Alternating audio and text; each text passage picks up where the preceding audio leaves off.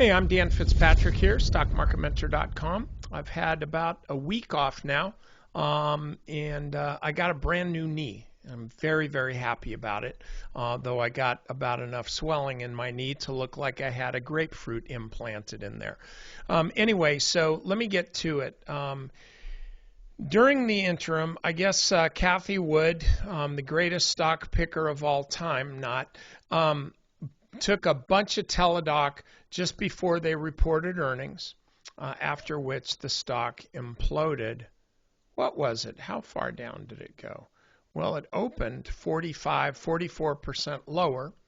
Okay, so that wasn't real well, but she did suggest that this is going to take over the world of their industry over the next, 5 to 10 years. So it's nice when you're a, quote, actively traded fund, when your performance is sucking, to talk about a 5 to 10 year performance. Go figure, I'm editorializing. Completely editorializing. Here's what I wanted to talk about with Teledoc. Okay, stock's moving up.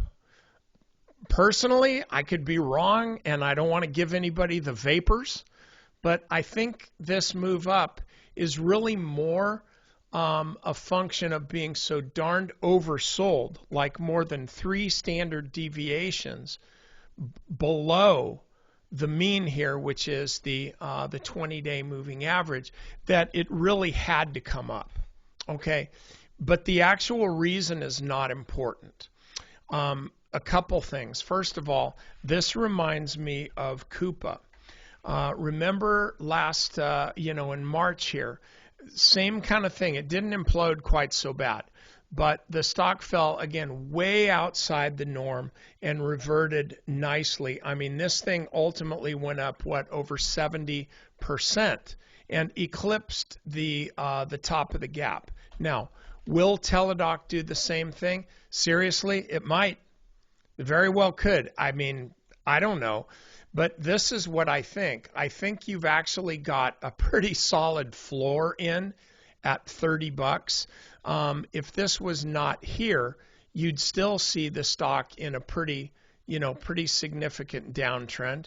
No telling how long that would last, but it would still be in a pretty significant downtrend. But because this is down so low, it virtually has to come up and at least test this channel. I mean, that's just the way stocks seem to trade. I'm certainly not predicting that. I'm just telling you, I've seen countless charts that have done just this very thing. So the way I look at this is Teledoc has still a ways to go just to close some of the gap.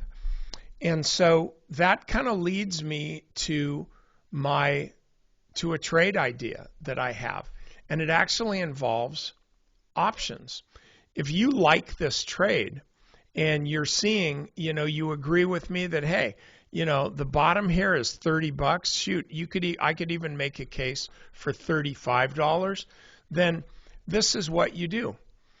Go out to the June option contract. Okay, June options. The $35 put you can sell for $3. That means that if you sell a $35 put for $3, you actually get $300 for that, and you're obligated to buy the stock at $35.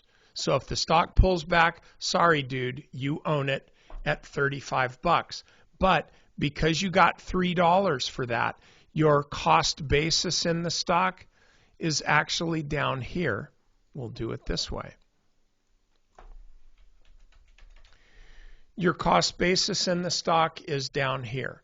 So this is a way that you can essentially have a fairly risk-free way of making money on this stock just by betting that it won't come back down to this level, because again, that would be your cost basis. I wouldn't be selling a put lower than that because you're not getting enough money, and you wouldn't want to sell a put higher than that because it's just silly to sell in the money puts. But anyway, this is a trade that I think would be something to consider. In fact, I'll tell you this, I'll be putting my option market mentor people in this trade tomorrow, and we may even do it another way as well, which is buy the stock, sell the $40 call and the $35 put, and we get double our fun. That way it's called a covered strangle. So anyway, that's all I got for you. Hope you're doing well, and if you're trading a lot, you're probably not doing well. So just make sure you monitor your bottom line. Okay, that's a lot more important than the adrenaline that you feel when you're opening up crappy trades.